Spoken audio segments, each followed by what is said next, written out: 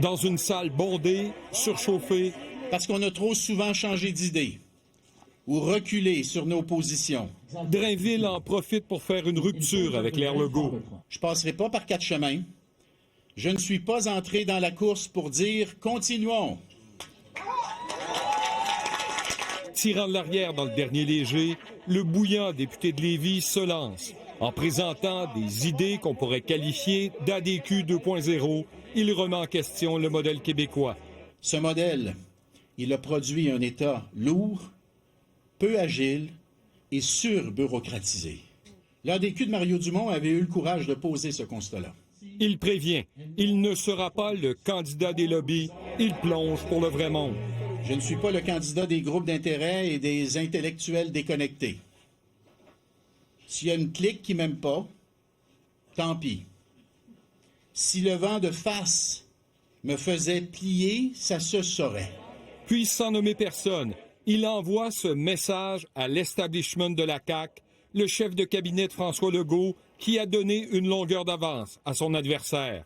Au sein de notre formation politique, il y a des personnes qui occupent un rôle important et pour qui je ne suis pas, je pense, le premier candidat.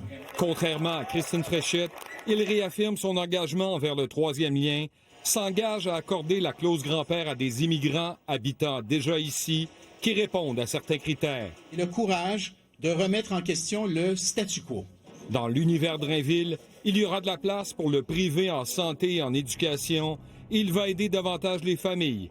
La CAQ va rester le parti de l'économie, mais ce ne sera pas le parti des subventions aux grandes entreprises étrangères, comme on l'a vu ces dernières années.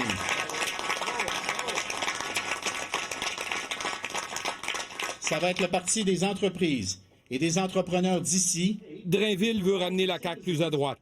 Je pense qu'il faut s'assumer comme parti de centre-droite, oui. Pour moi, c'est clair, je préfère l'approche de Bernard Drainville, qui est une approche davantage axée sur le centre droit. Il y a un changement de trajectoire. C'est comme ça que je le vois. Je pense qu'il est plus proche de l'ADQ. Un virage qui amuse le chef conservateur. As-tu vraiment fait un virage idéologique à 180 de la gauche vers la droite au cours des 24 dernières heures? On est un parti, je pense, qui prône une forme d'équilibre. On ne verse pas dans les extrêmes. Bernard Drainville ne va pas se laisser abattre. Pugnace, combatif, bagarreur s'il faut. À partir de ce dimanche, c'est la chasse aux militants qui débute. Alain Laforêt, TVA Nouvelle, Lévis.